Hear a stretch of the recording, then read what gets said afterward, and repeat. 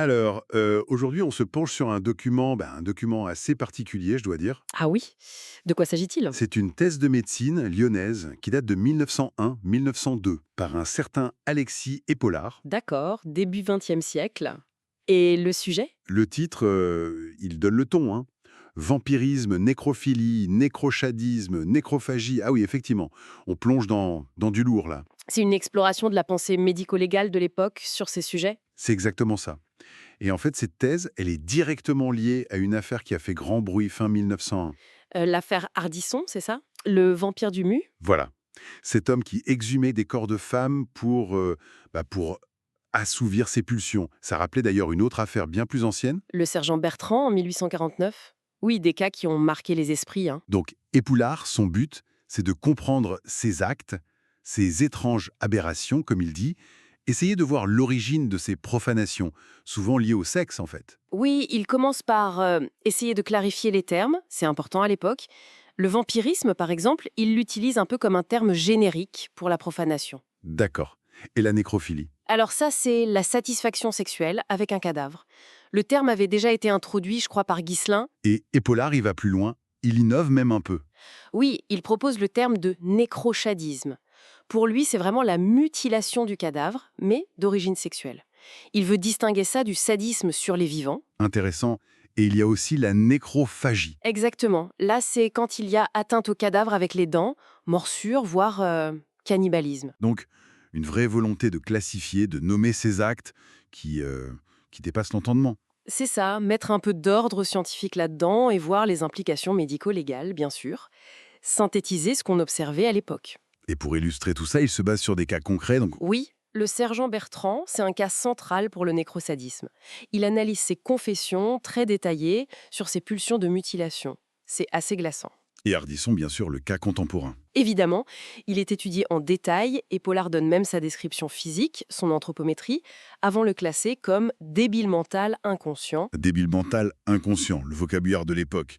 Et cite d'autres exemples. Oui, pour montrer que ce n'est pas isolé, il évoque Gilles de Retz, Jack l'Éventreur, Vacher, des figures très différentes mais qui entrent dans son champ d'étude. Mais au-delà de décrire et de classer, comment il explique ça?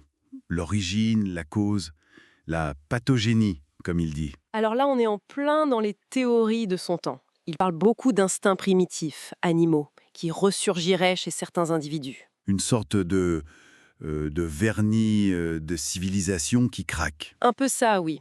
L'idée de dégénérescence est très présente. L'hérédité, la faiblesse mentale, la folie périodique, ce sont des concepts clés pour lui. Il fait même un lien, je crois, entre perversion sexuelle et troubles alimentaires. Effectivement.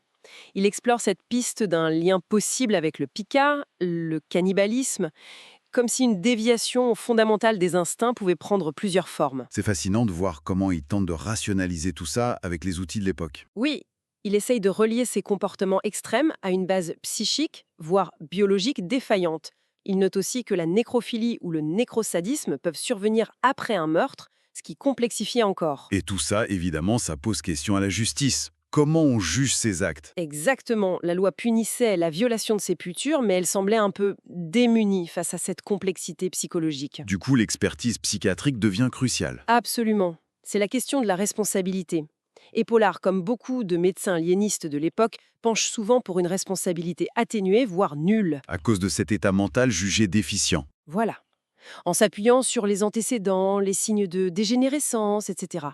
Donc, pour résumer sa pensée, ces actes, nécrophilie, nécrosadisme, ce sont des manifestations de perversion sexuelle, souvent liées à une dégénérescence mentale, avec un rôle de l'hérédité, peut-être même de l'environnement. C'est l'idée centrale, oui, une sorte de fragilité psychique fondamentale. Et il mentionne même certaines professions jugées à risque.